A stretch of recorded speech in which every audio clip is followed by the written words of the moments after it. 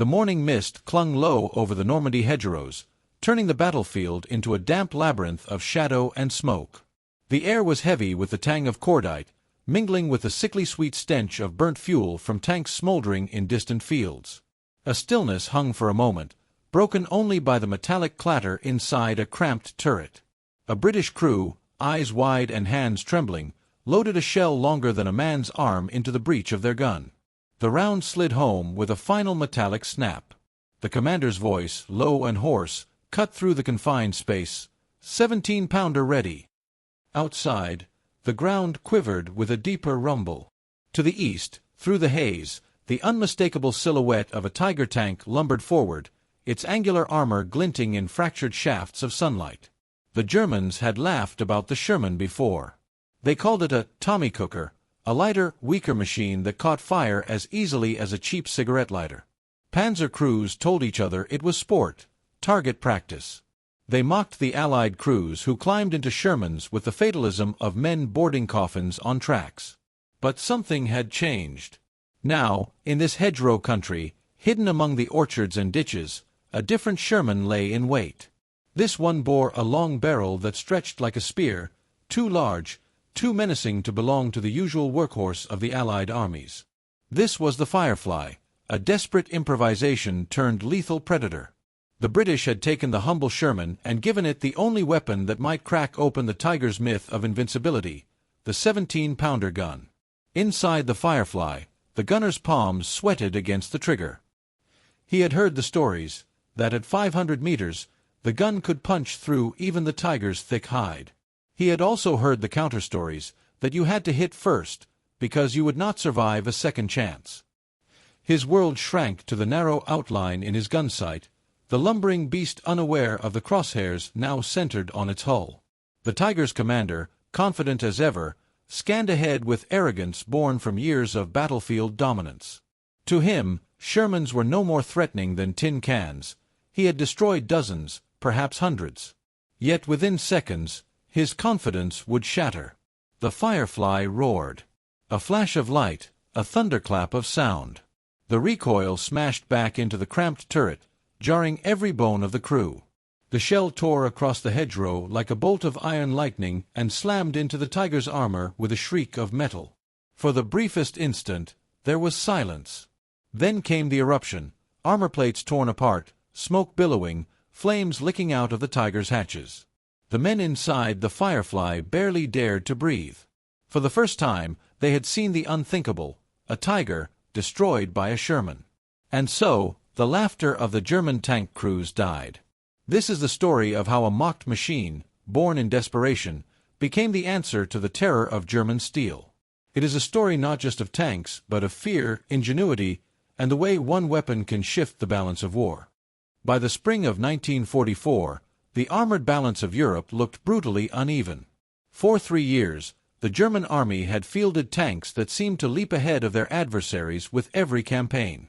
First came the Panzer IV with its long 75mm gun, then the Panther with its sleek, sloped armor, and finally, the Tiger, a fortress on tracks, bristling with thick plates of steel and an 88mm cannon that could smash Allied tanks long before they got within killing distance.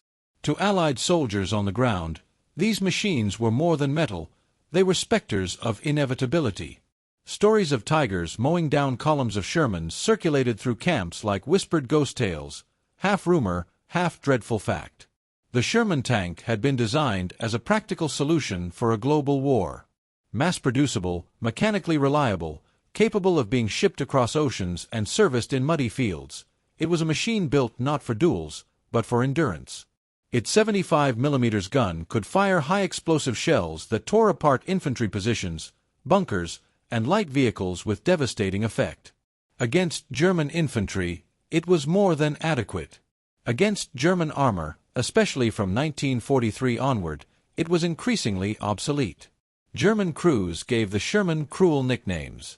Ronson, after the lighter brand whose slogan boasted, "Lights every time." Tommy Cooker, a taunt that conjured the image of British crews roasting alive in their thin-skinned machines. It was more than bravado. Battlefield experience seemed to justify the mockery. Allied reports told of engagements where dozens of Shermans were lost to a handful of German tanks. In Tunisia, in Italy, and later in Normandy, the story was the same: courage and numbers pitted against superior guns and armor. And yet, numbers alone had not broken Germany. Allied logistics ensured that Shermans rolled off ships in a seemingly endless flow. Where one was destroyed, another took its place. Still, quantity was no substitute for morale. Crews began to climb into their tanks with a grim fatalism. Veterans admitted later that they expected to be outgunned, outmatched, and outlived by the German machines they faced. As one British tanker later wrote, "We were not fighting, we were surviving until the artillery or the Air Force could save us." It was a problem not just of machines but of psychology. On the battlefield, belief in invincibility can be as powerful as armor itself. The Tiger carried an aura of inevitability that stretched far beyond its production numbers. In reality, Tigers were rare. Fewer than 1,400 Tiger I tanks were ever built, compared to nearly 50,000 Shermans. But when a Tiger appeared, it became the focal point of fear, every Sherman crew suddenly aware of its vulnerability.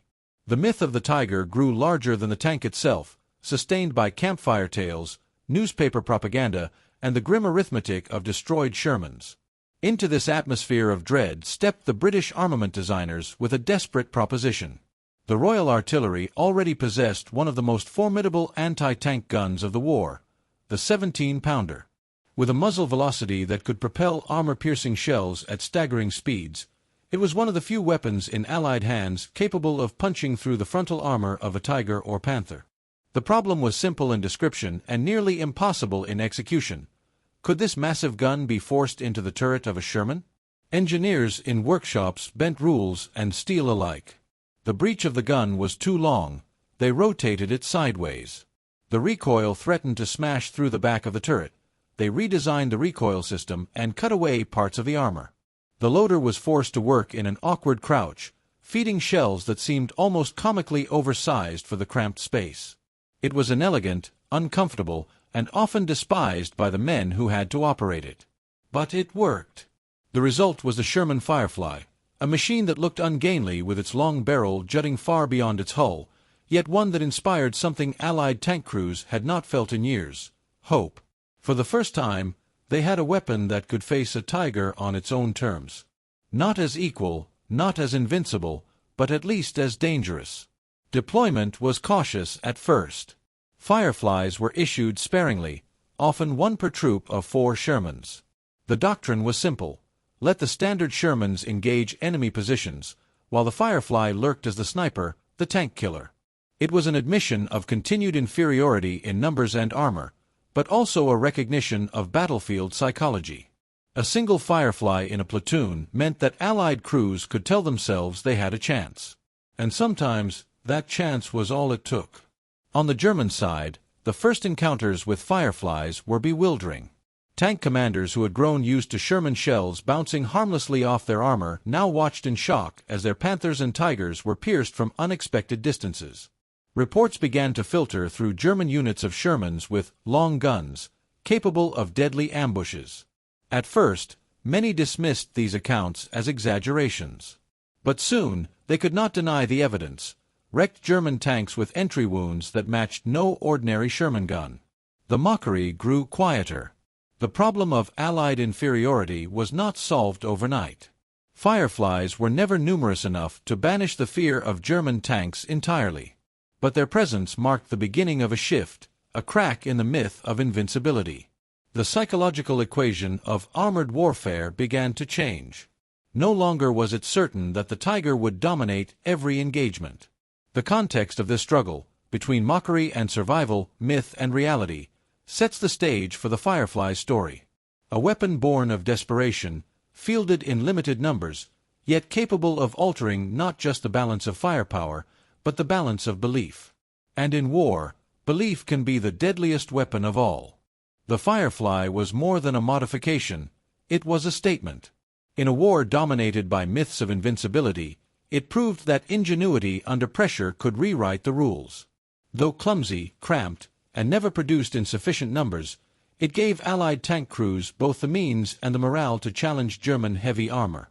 Its story is as much about engineering as it is about psychology, a lesson in how survival often depends on daring to adapt faster than the enemy. To understand why the Firefly mattered, one must examine its beating heart, the 17-pounder gun. Originally designed as a towed anti-tank weapon, it was the crown jewel of British ordnance, a gun that fired shells at velocities exceeding 1,200 meters per second.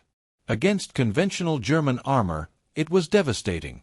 Against the Tiger and Panther, it was one of the few Allied weapons that could deliver penetration even at long range. The mathematics of tank warfare often hides in the details of millimeters and meters per second, yet these numbers meant life or death. The standard Sherman's 75mm gun could penetrate roughly 68 millimeters of armor at 500 meters, enough against a Panzer IV but laughably inadequate against the Tiger's 100mm frontal plate. In contrast, the Firefly's 17-pounder could hurl an armor-piercing, ballistic-capped, APCBC, round through approximately 140 millimeters of steel at the same distance. With a newer armor-piercing, discarding sabot, APDS, ammunition, introduced later in 1944, penetration could soar to 200 millimeters at close ranges. Suddenly, the invulnerable did not seem so untouchable. But installing this cannon into the Sherman was a nightmare of improvisation. The breech was enormous, leaving little room for the loader. Engineers rotated it 90 degrees and forced the loader to work sideways, an uncomfortable contortion inside the already claustrophobic turret. The recoil threatened to smash apart the tank structure. Designers shortened the recoil system and even cut away parts of the turret wall. The gun barrel was so long that it threw off the balance of the vehicle, giving the Firefly its distinctive, almost ungainly silhouette. Practical sacrifices followed. The Firefly could carry fewer high-explosive shells, a serious limitation when supporting infantry. Its interior was so cramped that crews often complained of bruises from banging into sharp corners during combat maneuvers. The gun's sheer size made quick traverse awkward, especially in close quarters. Yet in the field, these drawbacks were overshadowed by a single fact: it could kill Tigers. Allied tankers knew the odds, and they calculated them constantly. In a duel, the Tiger's 88mm gun could still penetrate the Sherman's armor from over a kilometer away. A Firefly had no guarantee of survival if caught in the open. But if the Firefly could ambush, if it could fire first from concealment, then the battlefield equation shifted. Suddenly, a Sherman troop no longer felt condemned to martyrdom. One tank among them, the Firefly, carried the possibility of vengeance. Numbers reflected this change in doctrine. British armored units typically fielded one Firefly for every 4 Shermans. It was a sparse ratio, a reminder of production limits and logistical realities. But the psychological weight was disproportionate. Crews knew the Firefly was their lifeline. German tankers, once dismissive, began to fear the long-gun Shermans. Their orders changed: engage suspected Fireflies first, eliminate them before tackling the rest. The shift was as telling as any technical report. It proved the myth of Allied impotence was cracking. The Firefly's effectiveness also hinged on ammunition. The standard APCBC round was reliable, but the APDS was revolutionary. By shedding its sabot casing mid-flight, it reduced drag and increased velocity dramatically, allowing it to pierce even sloped Panther armor at combat ranges. Crews, however, distrusted it. The early sabot rounds were inaccurate, often veering off target. Tankers spoke of shots that missed by yards even when fired from steady positions. And yet, when they hit like Thor's hammer. The debate between reliability and raw power played out inside every Firefly turret, a dilemma compressed into the seconds of choosing which round to load as a German silhouette appeared on the horizon. Beyond raw numbers, the Firefly symbolized a difference in philosophy. The Germans pursued perfection. The Tiger, a beast of 57 tons, mechanically complex, terrifying in presence, but slow to produce and prone to breakdowns. The British and Americans pursued pragmatism, a stopgap solution, grafting an oversized gun onto a modest platform, building enough to matter. In a war of attrition, this difference was decisive. For every Tiger rolling out of a factory, dozens of Shermans, and among them, a growing number of Fireflies, crossed the Channel. German reports began to reflect this frustration. Panzer commanders noted that what they thought were easy engagements became duels where losses were unexpectedly high. An after-action account from Normandy described how a single Sherman, presumed harmless, destroyed 3 Panthers before withdrawing. The explanation was simple. It was a Firefly, hidden, patient, and armed with the one gun that could turn German armor into wreckage. Yet, the Firefly was not invincible. Its long barrel made it conspicuous, a clear target for German gunners who quickly learned to identify it in mixed formations. Crews camouflaged the barrel with paint and netting, sometimes even disguising the muzzle to make it appear shorter. It was a game of deception layered atop a game of survival, a reminder that even with the 17-pounder, Allied crews never felt entirely safe. Still, safety was never the point. The Firefly was designed to buy time, to puncture the aura of inevitability that the Tiger projected. Every destroyed Tiger or Panther was more than a tactical victory, it was a psychological one. Allied soldiers began to believe again that German armor could be beaten in a straight fight. That belief was contagious, spreading through units and into strategic planning. The Firefly's creation and deployment marked a turning point in the technical narrative of the war. It was not the best tank of the conflict, nor the most elegant solution. But it was the right weapon at the right time. A reminder that in war, numbers and machines matter, but the will to adapt matters more. The 17-pounder had been a gun waiting for its platform, and when wedded to the Sherman, it became the spear that pierced the myth of the Tiger. The hedgerows of Normandy were a cruel teacher. To those who had imagined wide, rolling fields for tank warfare, the Bocage was a nightmare of earth and foliage. Each field was surrounded by banks of soil built up over centuries, topped with thick hedges that blocked both vision and movement. For a tank crew, advancing here felt like crawling through a maze designed by an enemy who knew every corner. The sound of a Panther's engine might carry through the stillness, but its exact position remained hidden until it was too late. It was here, during Operation Epsom in June 1944, that the Firefly first earned its place. British units advancing toward Caen knew the dangers that awaited them. They had seen Shermans torn apart by single German tanks waiting in ambush, their 75mm rounds bouncing harmlessly off enemy armor. Yet within their formations now rolled Shermans whose silhouettes were subtly but unmistakably different. The long barrel of the 17-pounder gun made the Firefly stand out, a weapon that turned nervous anticipation into a flicker of hope. A gunner named David Williams later described the moment of waiting inside his Firefly. "We knew they were out there. The silence was worse than the gunfire. I remember staring at the sight, hands sweating, every leaf outside looking like it could hide a tank. When the Panther finally moved into view, it was enormous, like an animal stepping into a trap. I squeezed the trigger, and when the shot went through, we shouted ourselves hoarse. We couldn't believe it. The ambush worked because the Firefly was used as it was meant to be, hidden, patient, striking from cover. Its long gun transformed the hedgerows into hunting grounds rather than killing fields. Analysts later noted that the 17-pounder could penetrate the Panther's armor from nearly 1,000 meters if the angle was right. In the close confines of Normandy's fields, where ranges were often under 500 meters, the odds were finally balanced. What had once been one-sided duels became contests where survival hinged on nerves and marksmanship, not inevitability. But victory in the hedgerows was never clean. German counterattacks came with ferocity.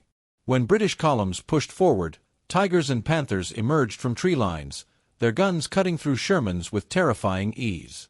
Crews inside Fireflies knew they were marked targets. The Germans had already learned to recognize the longer barrels and prioritized destroying them first. To counter this, crews camouflaged their guns with paint and foliage, some even painting false muzzle brakes to disguise their length. The battlefield became not just a clash of armor, but a game of deception. Yet even under this pressure, the psychological tide shifted. Where once Shermans had been mocked as Tommy cookers, now stories spread of German tanks burning. A Panther destroyed in a hedgerow ambush was more than a tactical success. It was a message that the myth of invulnerability had limits. Crews who survived these encounters wrote of the relief that came with seeing a Tiger knocked out by one of their own. Hope, in war, is as potent as any shell. As June turned to July, this hard lesson carried forward into the battles around Cannes. The Germans still held the advantage in armor quality, but the aura of dominance began to erode. Villers-Bocage became the stage where this tension erupted most dramatically. There, Michael Wittmann, a Tiger commander whose name had already become legend among his comrades, would demonstrate just how deadly a single German tank could be. His ambush devastated British forces, reinforcing the fear that no matter how many Shermans rolled ashore, the Tiger still ruled the battlefield. But the story did not end with fear. The same fields where Wittmann's Tiger roared through British columns would later see Fireflies waiting in ambush, their long barrels hidden in the shadows. It was in these hedgerows, after Villers-Bocage, that the balance between predator and prey began to blur. The name Villers-Bocage still carries the weight of sudden catastrophe. On the morning of June 13, 1944, the British 7th Armored Division advanced toward the small French town with confidence.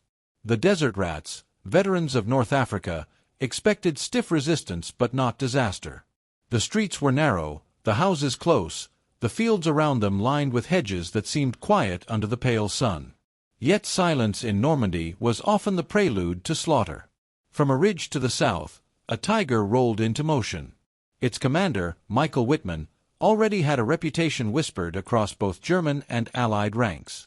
Calm, ruthless, and impossibly daring, he had destroyed dozens of tanks in Russia and carried himself with the certainty of a man who believed his machine could not be stopped. That morning, as his Tiger descended into the village, his confidence would prove justified. What followed was chaos compressed into minutes.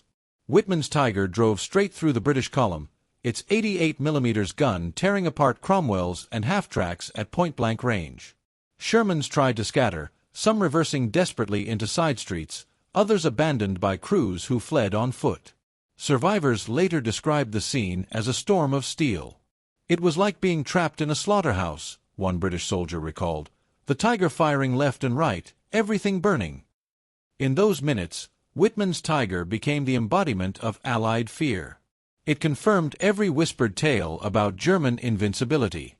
A single tank had shattered an entire advance, leaving smoking wrecks across the cobblestone streets of Villers-Bocage. Even after Wittmann's Tiger was eventually disabled, the legend remained. Allied crews could not shake the image of one man and one machine halting an army. And yet, Villers-Bocage also carried within it the seeds of change. For as devastating as Wittmann's ambush was, it forced Allied commanders to confront a hard truth. The Firefly could not simply accompany ordinary Shermans into towns and fields as another tank among many. It had to be used differently. It had to become the weapon that waited, concealed, patient, the counter to the arrogance of German steel. In the weeks that followed, British and Canadian Fireflies began to adopt this new doctrine. Instead of charging with a column, they lingered in ambush positions, barrels hidden under camouflage nets, waiting for Tigers to expose themselves. One account near Cannes tells of a Firefly crew lying in wait along a hedgerow lane. A Tiger advanced, confident, its commander scanning for targets. The Firefly gunner, heart-pounding, whispered a single curse before squeezing the trigger. The 17-pounder roared, and the Tiger erupted in flame. The crew's cheers filled the cramped turret, not just for survival, but for the symbolic victory over a machine that had seemed untouchable. Historians still debate the details of Wittmann's death later that summer. Some claim he felt a Firefly fire from Canadian tanks concealed along the road near Saint-Aignan-de-Kremsnil. Others argue he was destroyed by aircraft rockets. The exact truth may never be certain, but for the men who fought there, it hardly mattered. What mattered was the sight of his Tiger burning, a signal that no reputation, no myth, could stand forever against a determined enemy armed with the right weapon. Technically, Villers-Bocage did not prove the Firefly's dominance. Its presence was too limited, its deployment too cautious. But psychologically, it reshaped the story. From this point onward, every German tank commander knew the possibility that the next Sherman he faced might not be harmless. The laughter that once echoed in panzer crews' ready rooms grew quieter, edged with doubt. For the Allies, the Firefly became not just a tank but a talisman, a reminder that even legends could bleed. The road from Villers-Bocage led to broader offensives, and soon, to one of the largest armored clashes of the Normandy campaign. There, under the summer sun east of Caen, Fireflies would take their place in the grinding storm of Operation Goodwood, a battle not of ambush, but of open fields where survival depended on daring and range. By mid-July, the struggle for Normandy had become a grinding war of attrition. The British planned Operation Goodwood with a vision of breaking that deadlock, an armored hammer blow east of Caen that would roll across the open plains, overwhelm German defenses, and finally shatter the stalemate. It would be the largest tank attack the British had ever attempted in a single day. To those who prepared to climb into their Shermans, the air seemed thick not only with dust but with expectation. At dawn on July 18, 1944, the sky split with the thunder of bombers. Waves of Lancasters and Halifaxes plastered the German lines, shaking the ground so violently that even men miles away felt the tremors. To British tank crews, it was a reassuring sight. The enemy would surely be broken before they even moved. Then came the order, and hundreds of Shermans lurched forward across the flat farmlands south of Caen. Their engines roared in unison, tracks grinding through the soil, a steel tide rolling toward destiny. But war rarely obeys visions. The Germans had survived the bombardment, their Panthers and Tigers waiting in concealed positions beyond the smoking fields. Anti-tank guns, dug deep into the earth, opened fire. Shells screamed across the plains, punching holes into the advancing Shermans. One after another, British tanks erupted in flame, black smoke rising into the morning sky like funeral pyres. Survivors remembered the terrible clarity of those minutes. "We could see them burning all around us," wrote one commander, "men bailing out with uniforms on fire. It was like driving into hell itself." In this chaos, the Fireflies stood apart. Their 17-pounders reached across the killing grounds, answering German fire with steel of their own. Crews quickly learned that in such open terrain, survival meant hitting first. A Firefly gunner later recalled the strange calm that came with taking aim. Everything was noise, shells, engines, shouting, but in the sight there was silence. Just the Panther, moving slowly, thinking himself safe. "When we hit him, I swear I could feel the shock through my chest." Analysts afterward noted that the Firefly's gun gave British armor parity even in the open. Its rounds cut through Panthers that had once seemed untouchable. Yet Goodwood was not a clean victory. The losses were staggering. Over 400 British tanks disabled in just 3 days. For every Panther destroyed, many Shermans still burned. Crews knew that the Firefly's gun gave them a chance, but chance did not guarantee survival. And yet, something intangible emerged from Goodwood. Even amid the wreckage, the knowledge that Fireflies had knocked out Tigers and Panthers carried weight. It was proof that the German line could be dented, that Allied armor could contest open fields rather than retreat into ambushes alone. Survivors spoke of the change in morale afterward. "We lost so many, but we knew then we could kill them. That thought mattered more than we admitted." The Germans, too, felt the shift. Reports from panzer divisions mentioned long-gun Shermans, whose firepower rivaled their best. Orders were issued to target Fireflies first, a telling recognition that their presence tilted the battlefield equation. Crews who had once mocked the Sherman began to treat every engagement with more caution. The Firefly had not undone German superiority, but it had forced respect where once there had been contempt. As summer gave way to autumn, Allied armor pushed through France and into Belgium. The front lines stretched, supply lines lengthened, and German strength waned. But in December 1944, the Ardennes erupted in fire once again. The Battle of the Bulge would be the last great gamble of the German armored forces, a desperate attempt to split the Allies and seize Antwerp. Snow blanketed the forests, muffling sound, turning villages into frozen fortresses. In those dark days, Firefly crews would once again discover that their survival depended on patience, precision, and the slender hope carried by the gun they served. The Ardennes in December 1944 was a world away from the fields of Normandy.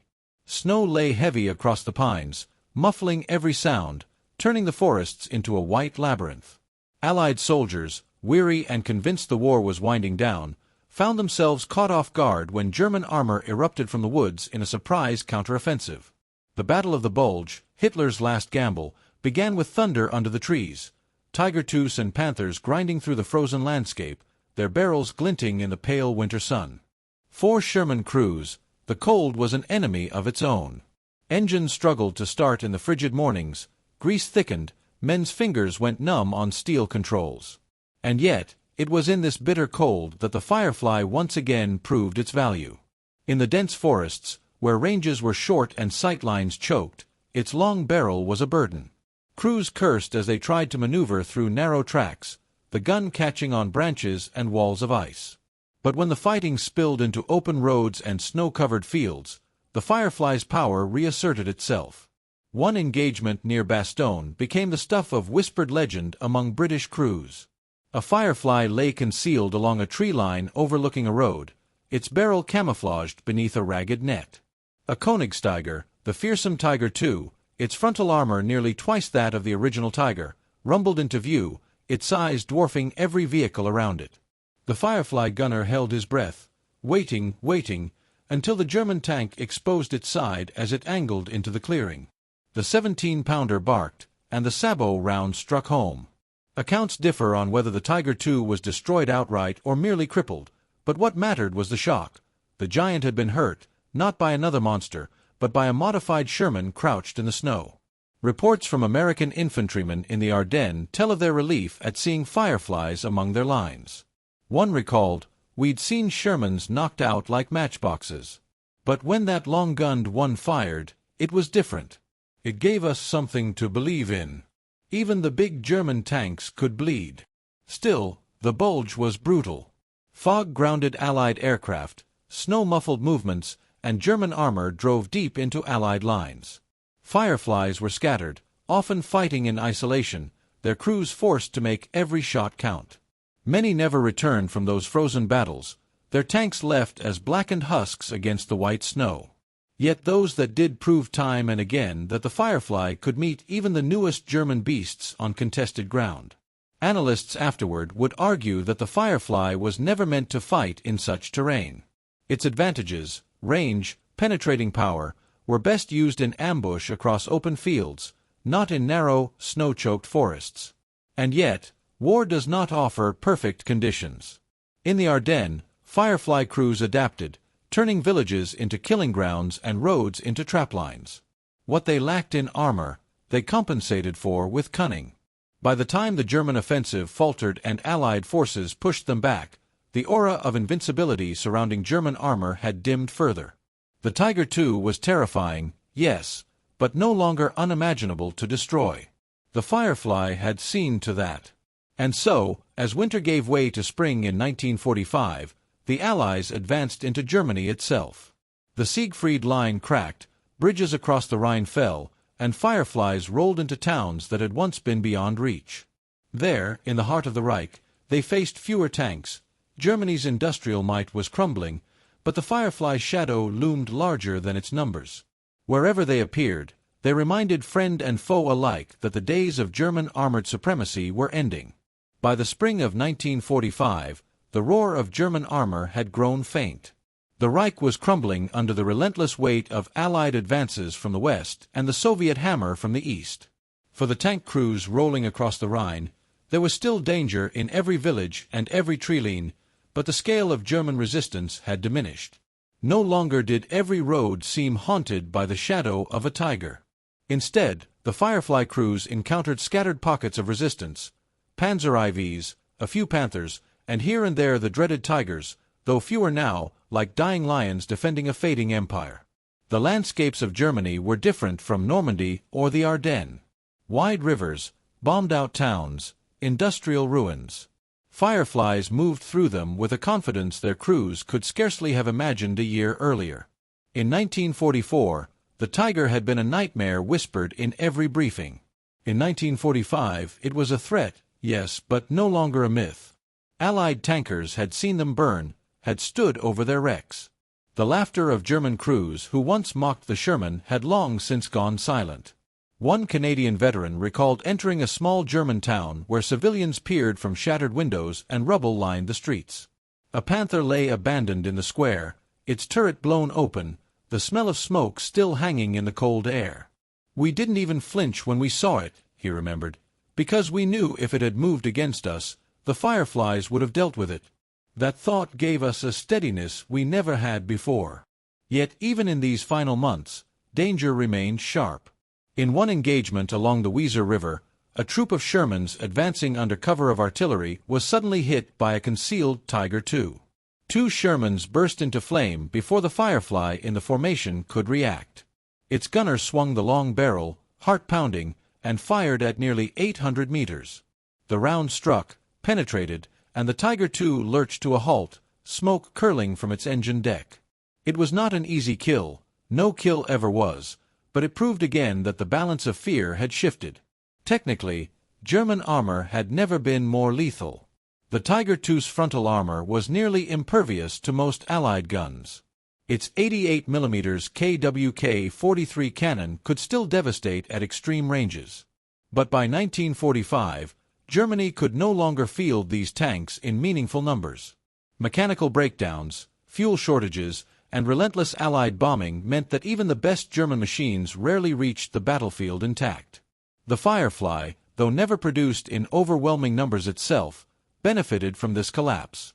Where once a Firefly had been a rare lifeline in a troop of Shermans, by 1945 its presence was almost symbolic, a sign that the Allies were no longer fighting with desperation but with inevitability. When victory finally came in May, many Fireflies stood battered but alive in the ruins of Europe.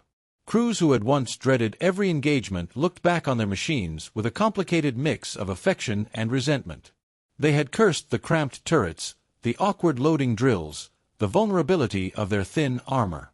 Yet they had also seen what the 17-pounder could do, how it had slain the beasts of German legend. For many, the Firefly was less a tank than a lifeline, the machine that had turned mockery into respect, fear into determination.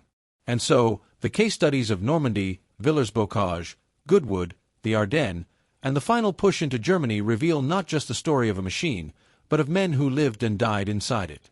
The Firefly was never the perfect tank, but it was the right one at the right time. And in war, that distinction can mean the difference between annihilation and survival. Looking back at those battles, the Firefly stood as both triumph and compromise. To compare it with the machines it faced is to see two competing visions of warfare made steel. The German Tiger I was conceived as a hammer of dominance, a 57-ton behemoth, its frontal armor 100 mm thick, its 88 mm gun capable of shredding Shermans before they could even close the distance. The Panther, leaner but no less deadly, used sloped armor and a high-velocity 75 mm gun to balance survivability with firepower. Against such adversaries, the ordinary Sherman was hopelessly outclassed. The Firefly, however, clawed back parity, not by matching armor with armor, but by placing a single piercing weapon into the hands of those who most needed it. Technically, the differences tell their own story. A Panther's glacis plate, sloped at 55 degrees, could deflect most Allied shells, while the Tiger's raw thickness made it seem impregnable. Yet the 17-pounder, firing armor-piercing capped rounds at velocities that exceeded 1,200 meters per second, could penetrate both, so long as the shot was well placed. That distinction mattered. Allied crews could not simply spray fire and hope for success. They had to ambush, aim true, and accept that they might only have one chance before the German gun found them. The Firefly, then, was not a tank destroyer in the German sense, but a scalpel wielded with caution. The mistakes on both sides reveal just as much as the statistics. The Germans believed in heavy tanks as symbols of battlefield dominance. In the short term, they were terrifying. But the Tiger and Panther drained resources Germany could not spare. Each one required far more time and material to build than a Sherman.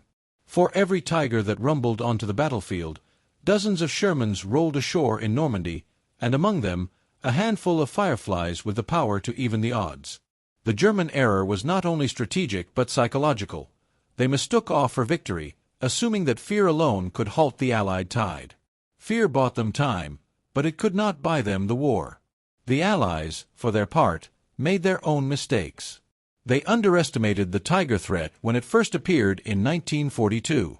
The decision to keep Shermans armed primarily with 75 mm guns through most of 1943 reflected a dangerous complacency.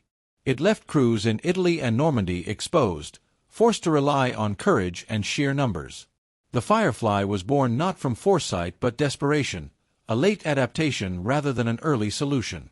Had the 17-pounder been mounted on Sherman sooner, battles like Villers-Bocage might have unfolded differently. The myth of Tiger invincibility might never have taken such deep root. There were also tactical missteps. Fireflies were sometimes committed in frontal assaults, where their thin armor left them vulnerable to German gunners who had learned to spot the telltale length of the 17-pounder barrel. Many crews paid with their lives for commanders who failed to understand the Firefly's role as a sniper rather than a brawler.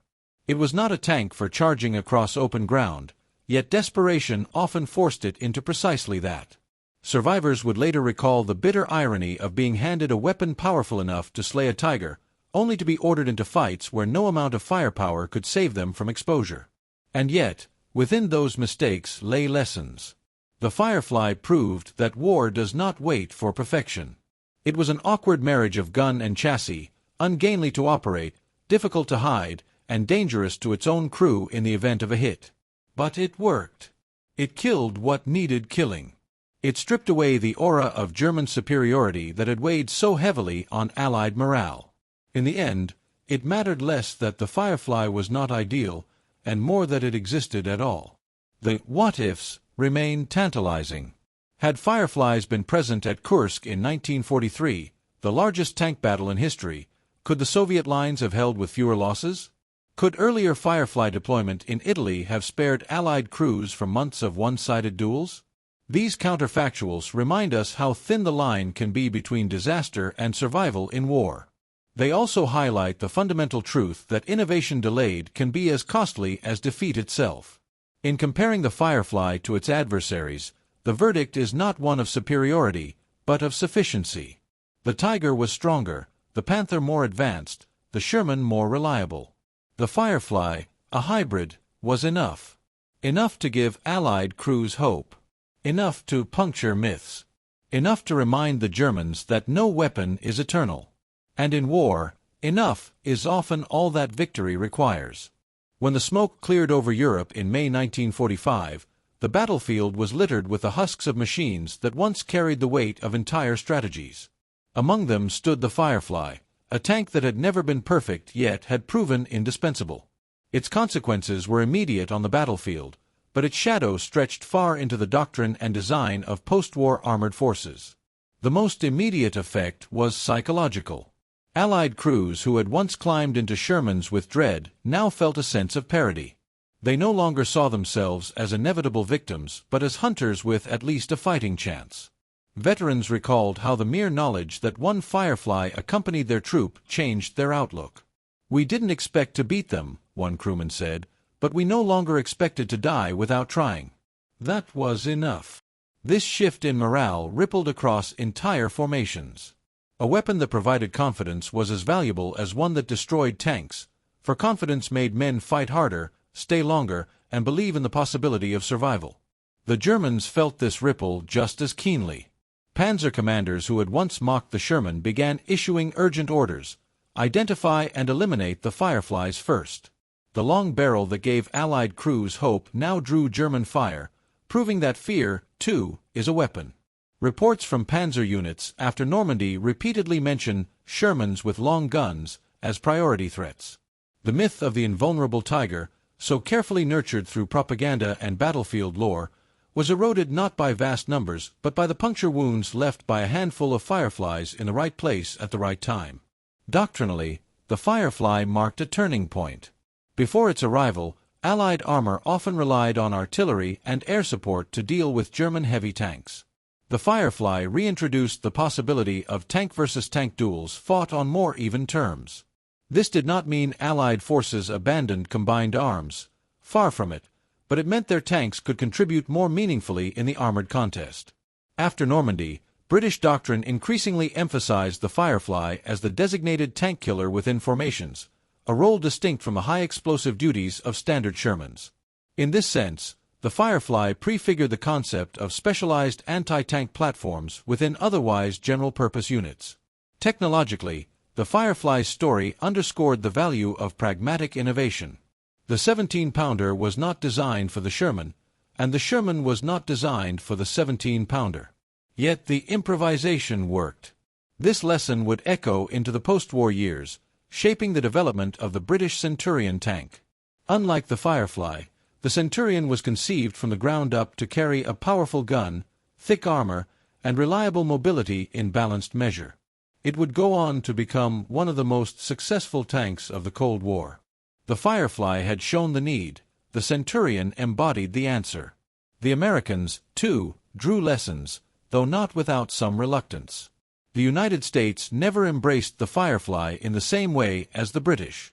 American doctrine emphasized mass production, reliability, and combined arms firepower. Yet American designers could not ignore the realities revealed by Normandy. Post-war, they began shifting toward heavier tanks like the M26 Pershing, whose 90mm gun provided the firepower Shermans had so sorely lacked. In this way, the Firefly's battlefield performance influenced even those who had initially dismissed it. Beyond doctrine and design, the Firefly carried consequences for historical memory. For Allied veterans, it became a symbol of adaptation under fire, a reminder that survival sometimes depended not on perfect solutions but on desperate improvisations. For German veterans, it marked the moment when the laughter stopped, when facing Shermans was no longer routine sport but a lethal risk. The very existence of the Firefly ensured that the Tiger's legend would always carry an asterisk. Yes, it was formidable, but it could be beaten. The long-term impact reached beyond the armies that built or faced the Firefly. Military theorists studying the war in the decades that followed often cited it as a case study in good enough innovation. While Germany pursued engineering excellence that strained its resources, the Allies chose expedience, adapting existing platforms to meet urgent threats. The lesson was clear: in total war, timely adequacy can outweigh delayed perfection. That principle has echoed through military procurement debates ever since. There were cultural consequences too. The Firefly, though never as famous as the Tiger, became part of the post-war narrative of resilience. British regimental histories told of crews who faced monsters and survived because of their long-barreled Shermans. Memoirs recalled the cramped turrets and awkward loading drills with equal parts frustration and gratitude. For those who lived through it, the Firefly was not a machine to admire, but a machine to thank. Even in the Cold War, echoes of the Firefly remained. Western planners, mindful of Soviet heavy tanks like the IS-3, emphasized the importance of having guns capable of defeating the thickest armor. The balance of firepower and mobility, once tipped so heavily toward German dominance, had been recalibrated by experiences like those of the Firefly. It was not just about having tanks, it was about having tanks that could instill belief, both in one's own crews and in the doubts of the enemy. The final consequence, perhaps the most human, was the way Firefly crews remembered their war. They did not see themselves as heroes commanding legendary machines. They saw themselves as ordinary men, trapped in a steel box that was too thin to stop an 88mm shell but armed with a gun that could sometimes, if they were lucky, strike first. Their memories remind us that technology is never separate from the men who use it. The Firefly did not fight alone. It was part of a relationship between human fear, human ingenuity, and human will to endure. Thus, the long-term impact of the Firefly was not in numbers or in glory. It was in the quiet shift from despair to determination, in the lessons that shaped post-war tank design, and in the simple fact that a weapon cobbled together in desperation had managed to burn holes in the myths of invincibility. That, in the end, may have been its greatest legacy. When the war ended, the Sherman Firefly did not march in parades or become the centerpiece of grand memorials. It was, in truth, an awkward machine, an American hull with a British gun forced into place by ingenuity and desperation. But its story is not about perfection. It is about adaptation. It is about how men, given a chance, can face down myths of invulnerability and discover that even the most terrifying giants can fall. The lesson is stark and enduring. In war, you cannot wait for the flawless solution. You must act with what you have, bend the steel, rework the chassis, and put a gun where it was never meant to go. The Germans built masterpieces that dazzled the eye but broke the back of their industry. The Allies built compromises that worked just well enough, just fast enough, to change the course of battles. The Firefly, ungainly and cramped though it was, embodied this truth more than any other tank of 1944. For the men who fought inside it, the Firefly was never just a vehicle. It was a chance. A chance to fire back when otherwise they would only have run, a chance to believe they might live through another day. One British veteran summed it up best: "It was ugly, it was clumsy, but it killed the tiger." That was all we needed. Today, when we look back at the footage of Normandy, of Villers-Bocage, of the snowy Ardennes, we are reminded that history is not only written by generals and governments but by crews huddled in steel boxes, making split-second choices with their lives on the line. The Firefly's legacy is their legacy. Ordinary men who found themselves holding the one weapon that could pierce the myth of German armor, and who used it not for glory but for survival. And perhaps that is the most important lesson of all. In every era, myths grow around machines. We are told some weapons are unstoppable, some armies invincible. The Firefly reminds us that no weapon is beyond reach, no legend beyond challenge. All it takes is the will to adapt, and the courage to stand and fight with whatever you have in your hands. If you have followed this story until now, you have walked through hedgerows under fire, felt the rumble of tigers on cobblestone streets, and heard the roar of the 17-pounder echo through the Ardennes snow. And if this journey into the past has given you new perspective, consider staying with us for more. History is filled with battles not just of steel, but of human ingenuity, fear, and resilience. There are countless more stories where myths were broken and survival was won by inches. By subscribing to this channel, you ensure you won't miss the next chapter we uncover together. Because just as the Firefly turned fear into defiance, so too does history turn silence into voices. Voices we can still hear if we are willing to listen.